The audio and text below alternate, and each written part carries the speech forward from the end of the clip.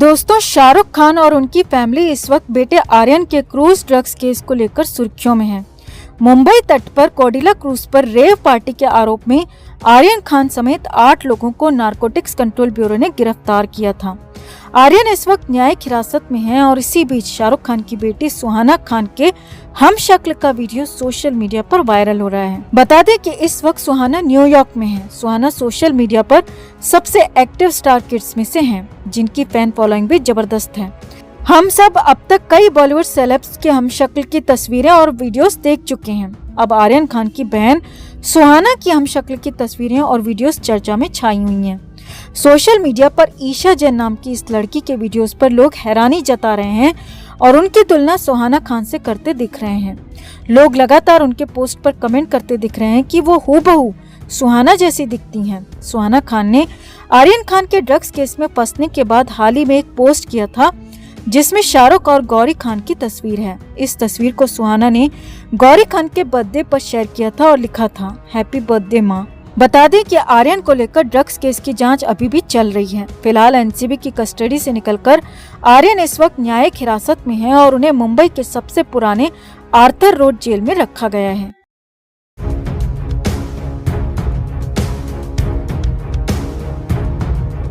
दोस्तों, बॉलीवुड के ये जो किंग खान हैं, उनके बेटे के केस में एनसीबी ने एक बहुत बड़ी मछली को पकड़ा है और सुशांत सिंह राजपूत की मौत में जिस शख्स का नाम सोशल मीडिया में आ रहा था, उसके घर पर छापेमारी हुई है। इतनी बुरी खबर है, लेकिन मीडिया से ये खबर नदारद है कि एनसीबी ने हाल ही में आधी रात को खत्री के घर, वही खत्री जिसके बारे में कहा जाता है कि बॉलीवुड के अंदर काफी इसकी साख है, काफी इसकी दाख है, पूरी डिटेल आपको बता देंगे कि किस हिसाब से एनसीबी ने एक बड़े ड्रग पेडलर को पकड़ा और खत्री के घर में बाकायदा छापेमारी की है। लेकिन आपको बता दें कि शाहरुख खान की मुसीबत अभी खत्म नहीं हुई है और ना ही कम होने वाली है। बताया जा रहा है कि शाहरुख खान काफी नाराज हैं और पूरे कुनबे में हड़कंप मचा हुआ है कि बेटा आर्यन कब तक आर्थर रोड जेल में सड़ता रहेगा, बंद रहेगा, क्योंकि कोर्ट से तो उन्हें जमानत नहीं मिली। अब मान शिंदे इसके लिए सेशन कोर्ट और हाई कोर्ट जाएंगे और वहां पर इसकी अर्जी लगाएंगे। वहां क्या होगा उसकी भी हम आपको डिटेल देंगे।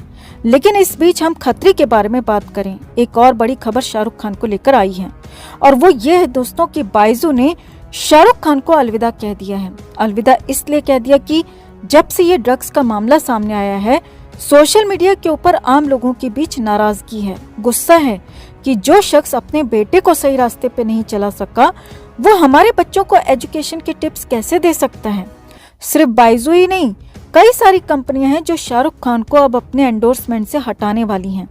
सारी डिटेल आपको देंगे, लेकिन पहले सबसे बड़ी खबर जो एनसीबी की कार्रवाई से हो रही है, ये खबर है कि नारकोटिक्स कंट्रोल ब्यूरो ने बीती रात एक पेडलर को हिरासत में लिया है और आरोप ये है कि ये ट्रक पेडलर शाहरुख खान के बेटे आर्यन और अरबाज मर्चेंट के साथ उसके ताल्लुकात हैं। अब इसमें जो सबसे बड़ी बात हुई है कि देर रात छापेमारी में एनसीबी ने सेंटा क्रूज इलाके से इस ड्रग पेडलर को हिरासत में लिया और इसके अलावा एनसीबी ने शनिवार सुबह मतलब देर रात या तड़के फिल्म प्रोड्यूसर इम्तियाज खत्री के बांद्रा स्थित घर और ऑफिस में भी छापेमारी की।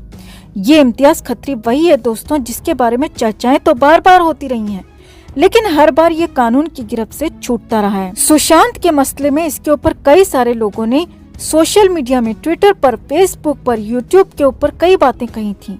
कई सारी खबरें आई थी कि सुशांत केस में इसका संदिग्ध रोल है, लेकिन अब एनसीबी ने जो कार्रवाई की है वो चौंकाने वाली है। वो ये है कि एक तो ड्रग पेडलर को पकड़ा गया और उसके थ्रू इंफॉर्मेशन मिलते ही इसका रिश्ता इम्तियाज खत्री से है, तो इम्तियाज खत्री के घर और दफ्तर के ऊपर भी छापेमारी हुई है और एनसीबी जल्द ही इस छापेमारी में क्या क्या बरामदगी हुई है, क्या क्या कनेक्शंस निकले हैं, क्यों इम्तियाज खत्री का नाम आर्यन के केस से भी जुड़ गया, ये विस्फोटक खुलासा एनसीबी बहुत जल्द करने वाली है। मतलब ये कि लाख चतुराई कोई कर ले, लेकिन समय और काल किसी को नहीं छोड़ता। और ये बॉलीवुड के अंदर जो ड्रग का धंधा चल रहा है, ये बड़े बड़े रसूख वाले एक्टर, खरबपति एक्टर्स, ये बड़े बड़े प्रोड्यूसर्स, ये सब जो ड्रग का कारोबार कर रहे हैं, इसके साथ जो रंगरलियां मनाई जा रही थी, उसके ऊपर से जब से सुशांत की मौत हुई है तब से इसको कह सकते हैं कि बॉलीवुड का वो काला चेहरा वो एक के बाद एक दुनिया के सामने आता चला जा रहा है। अब दूसरी जो शाहरुख खान के लिए बहुत ही खतरनाक, बहुत ही हानिकारक खबर है,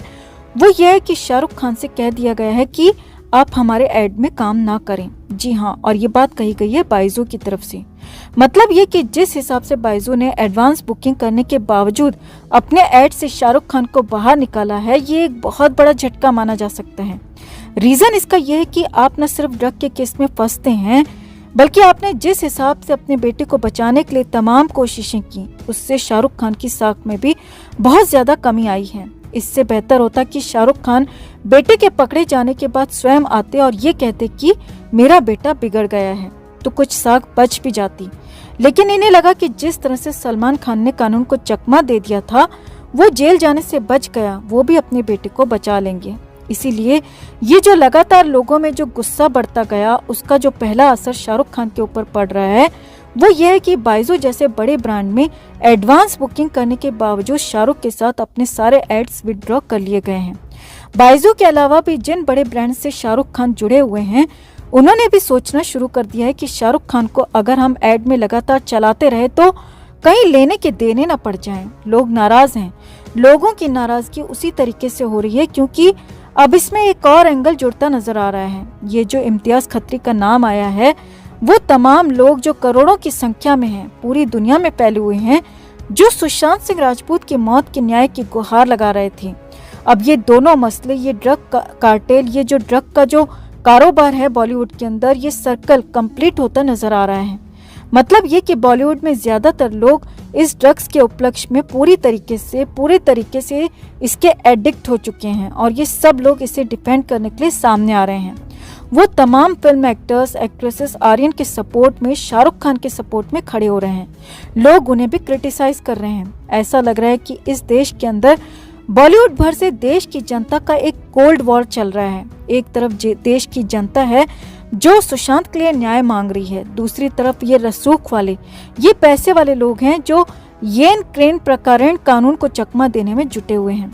लेकिन अब तक इस केस में जो समझ में आ रहा है, उससे लगता है कि उसमें शाहरुख खान और उनके बच्चे की बचने की कोई उम्मीद नजर नहीं आ रही, क्योंकि एक और बड़ी खबर एनसीबी के पास से आई है कि एनसीबी ने जो पंचनामा तैयार किया। पंचनामा क्या होता है? पंचनामा बाकायदा वो केस डायरी का एक बड़ा हिस्सा होता है जिसमें मौकाए वारदात में जो जो घटनाएं घटी उसका पूरा लेखा जोखा होता है। और उसके मुताबिक आर्यन ने खुद इसको कबूल किया है कि वो चरस पीता है, पिछले 4 साल से पीता है। अब ये पंचनामा जो तैयार किया जा रहा था, जो सारी चीजें हुई हैं, जो पूछताछ हुई है, उसके आधार पर पंचनामा तैयार किया जाता है। और उस पंचनामे में जो सबसे बड़ा खुलासा है वो ये है दोस्तों कि आर्यन का जो दोस्त है अरबाज मर्चेंट, उसने स्वयं ही इस बात को कबूला कि वो 6 ग्राम चरस लेकर क्रूज के अंदर दाखिल हुआ था। जब उनसे पहला सवाल पूछा गया कि क्या आपके पास कोई इलीगल सामान, आपके पास कोई नशीला पदार्थ है, तो बिना किसी दबाव के अरबाज मर्चेंट ने कहा कि हाँ, उसके पास चरस है और उसने अपने जूते में इसे छिपा कर रखा है। और अपने आप बिना किसी के कहने पर उसने अपने जूते खोले और जूते के अंदर से 6 ग्राम चरस को निकाल के एनसीबी के अधिकारियों के सामने रख दिया।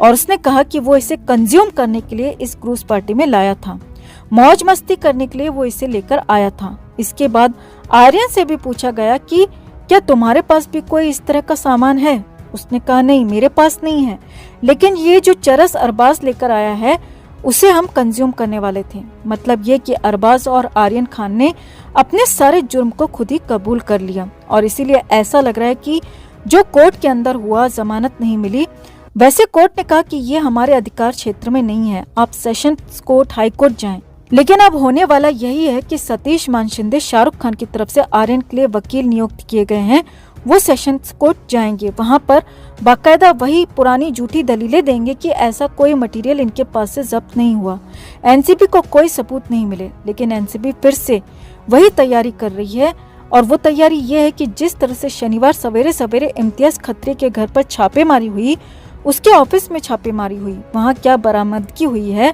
साथ ही साथ एक ड्रग पेडलर को बताया जा रहा है कि आर्यन और अरबाज के बहुत ही क्लोज टच में था, लगातार उन दोनों की बातचीत हो रही थी, उसको भी दबोचा गया है। जिसका मतलब साफ है कि ये केस धीरे धीरे बहुत बड़ा होता जा रहा है। बड़े ड्रग कार्टेल का खुलासा होने जा रहा है जो बॉलीवुड के अंदर ड्रग की सप्लाई कर रहा है। और जैसे जैसे इन्वेस्टिगेशन बढ़ती जाएगी, एनसीबी के पास ये एक अधिकार होता चला जाएगा कोर्ट में ये कह सकने का कि हम अभी इन्वेस्टिगेशन कर रहे हैं। चूंकि ये ड्रग कार्टेल का मामला है, ये बहुत ही संगीन अपराध की गिनती में आता है, इसीलिए हमें इन सारे अभियुक्तों की जरूरत है। इन्हें आमना सामना करवाना है, इनसे पूछताछ करनी है, क्रॉस क्वेश्चनिंग करनी है, इसीलिए जमानत ना दी